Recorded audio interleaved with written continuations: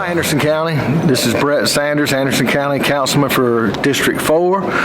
First part of the meeting, we had a resolution proclamation actually declaring February Black History Month. We moved from that on down to the only third reading we had today was giving a portion of our sewer to the Metro Sewer District, which would go under REWA in the Piedmont area, which we discussed last time during this. It will benefit the citizens of Anderson County because, number one, we don't have to maintain those lines anymore. REWA will be able to provide a better service than we could in that particular area. So I think that's going to be good for the residents in the Piedmont area. On second readings, I'm going to kind of join some of these together. We had two pieces of property, 30-acre tract and right at a 5-acre tract off of the Fance Grove area that was getting changed from R20 to agricultural.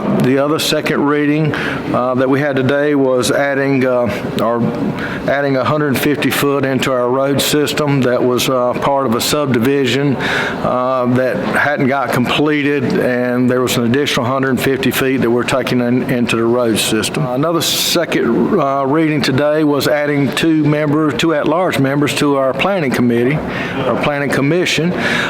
That will be, well, after this second reading was approved today, there'll be an application process. If anyone's interested in serving, can fill out an application. The application will be reviewed, and then two will be voted on by council to increase it from the 7 it is now to 9. First readings today, we had, I'll join these two. There was two tracts of property off of Jackson Circle and Highway 187, 2.8 acre tract and a 0.87 acre tract that fronts Highway 187 on the corner that was requested to change from R20 to C3 commercial. With the sewer coming up through there and being on the main highway, everything went through smooth and unanimously. I think it was probably a good thing for the property owner and as well for the area, plus the property owners there actually own the surrounding property as well. Another first reading we had today, and I'm going to group these together as well, was minimum lot size requirements and minimum setbacks on lot sizes, and this is primarily in unzoned areas that has sewer.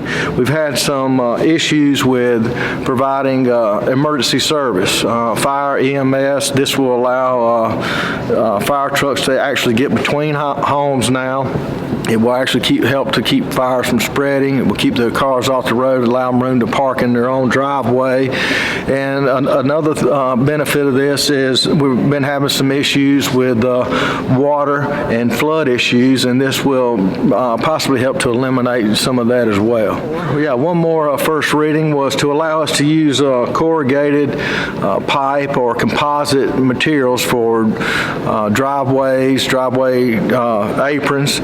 The SCDOT currently does that and have been doing that, and I think by doing this it will allow the county to do it a little cheaper than what it normally would cost. Would take less crew members to do it, and we'll be more in line with the state SCDOT. There was also an amendment for procedures for ordinances, which was title only, and it is looking into allowing or having to go before the state and our attorneys looking at some things to allow the county council to make decisions and implement things a little faster without having to go through the planning commission.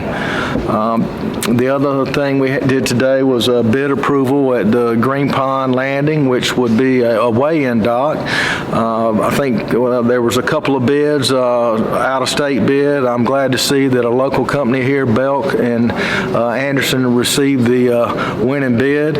We met with South Carolina Department of Natural Resources, and they allowed us to make some changes that would actually help us to reduce the original bid amount by $182,000, which got us in line, and looking forward to seeing that going on out there. And I think there's going to be some big announcements in the future to be announced out there as well. After that, we went into executive session to get some information from our attorney, the client attorney attorney-privileged information that was just shared with the council members to keep us in the loop.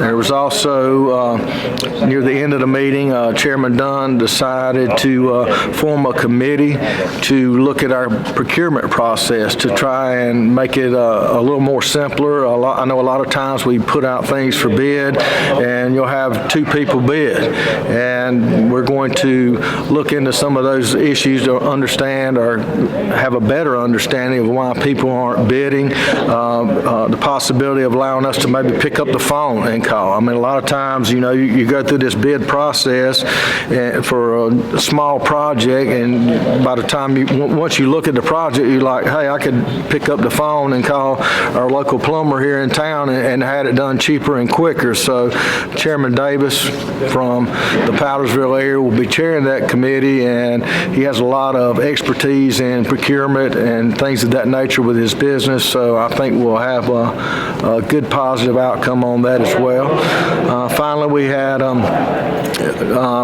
special requests from council members, which the majority of council members took approximately $400 from their special rec account to help the Arts Center with their special populations on a project that they're working on. So hopefully they'll have what they need to continue their project. And after that, we wrapped up our council meeting. Our next council meeting will be the 3rd Tuesday of this month.